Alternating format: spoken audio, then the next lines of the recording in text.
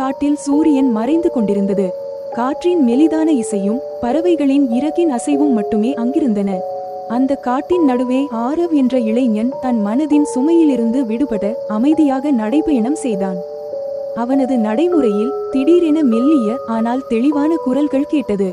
அவை வெறும் காற்றின் இசை அல்ல, மாறாக ஆழமான உணர்வுகளுடன் கூடிய மர்மமான குரல்களாக இருந்தன. ஆரவ் சற்றே நின்று, இவை என்ன குரல்கள், யார் பேசுகிறார்கள் என்று மனதுக்குள் சிந்தித்தான்.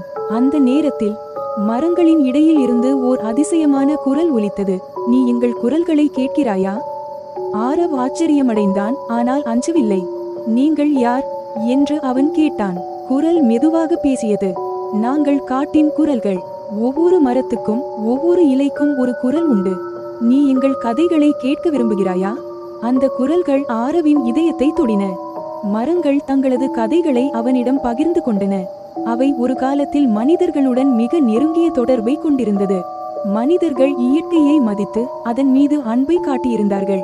ஆனால் காலம் மாற மனிதர்கள் தங்கள் சுயநலத்திற்காக காட்டை வெட்டி அழிக்கத் தொடங்கினார்கள். மரங்கள் வருத்தமாக சொன்னது, ஒவ்வொரு மரமும் விழும் போதும் ஒரு குரலும் நிலை குலைகிறது. ஆனால் இன்னும் சிலர் உயிருடன் இருக்கிறோம். எங்கள் கதைகளை சொல்ல வெல்கிறோம்.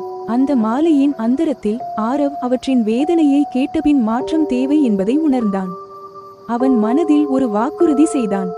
இயற்கையை காப்பாற்ற நான் என் கடமையை செய்ய வேண்டும். அந்த நாள் மாலையில் ஆரவ் காடு விட்டு திரும்பினான். ஆனால் அவனது மனதில் காட்டின் குரல்கள் என்றும் இடம்பெற்றிருந்தன.